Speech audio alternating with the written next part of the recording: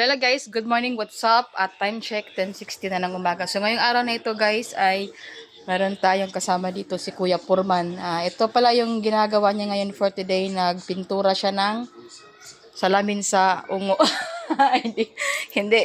Sa amin sa nakaraan ba? Nakaraan. So, sa kadugayunan, mao na ni siya. So, giyang otro repair. So, sa gusto diha magpahimo og cabinet, balay, magpapintal, magpa-tiles.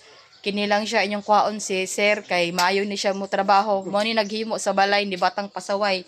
O so, mo ni ang balay nila Batang Pasaway kana o. Siya ang gahimo ani sa wa pa na kay balo mo na si Kuya. So pwede mo diha mo comment diri sa section no. Comment mo diri kung asa na siya makita og pila iyang kuan sa mga pahimo sa balay. Kay ato dayon siyang i-PM. So karon ingani na ang kahirap tas kalisod kay nagkuan man from Forbman. So yan ang pagkataag pamaagi na mugwapa kay kani siya karaan gid ni siya no. Sa wa pa nakabalo karaan ni siya nga gamit hinatag sa ni kamama. Karon giotro gi kuanan og sira gihimuan kay guba naman ni siya iyang gipagkatag pamaagi para mausab. So nakita ba ninyong improvement mga ma'am sir na ning gwapa siya no. Oh, ing ana no. Ang mga daan ng mga gamit dili nato ilabog ato rang siyang otrohon ba baga mura bitaw siya kuan otrohon na pud nimo para magwapa ari ayaw ilabog kay sayang man. So ing ani na ipahatag daw. So ing ani na ang atong kuan nagwapa na ang sami ni mother. So nalipay na sa mother ani kapag abot kita niya nga gwapo na ang iyang samin. So grabe gid kay kakote karaan na gid kayo ni abot ka pila na ni katuig sa kamot ni mama no. So dili pwede siya malabog kay swerte daw sa ilahan ni na gamit. So mao ni nga usab og otro kay medyo puti naman siya.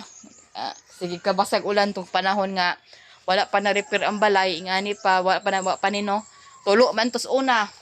Amo lang gyud siyang payungan para di mabasa mo nang naingani na ni siya. Mo nang giotro kay aron maotro. Syempre kay kailangan otrohon kay ibutang man na siya dito sa sulod kay aron mo gwapa. O mo ni siya. Para mausab daw. Kung kisay magpa-repair diha, magpahimo og mga kuan, kanilang gid siya inyong tawagon no na si Brad. Iglesia tuod ni siya no sa panakahibalo iglesia na siya. O may na siya mo trabaho mo gini ang iyahang finished product sa balay og gwapa kaayo.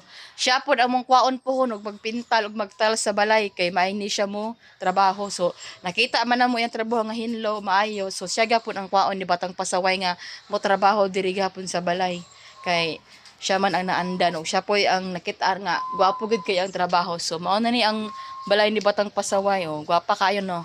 Made in metal cladding. Di ba? So, napo diri si Amo Busing, Tropang Pasaway. Muna si Tropang Pasaway, kato ilang nasa live page, o kasi gusto mo follow lang mo sa ilahang page, Tropang Pasaway. Dito nyo makita ang kanan nila nga mga happiness ni Batang Pasaway, o mga asa padulong sila, no? Kung mag-shoot silang video, behind the scene ng uban. So, makita inyo dira na relax na siya kay bagyo man. Kaya uran sa mo diri aba. So mo ni wapa na ang samin Wow. Wala nagtinuod no.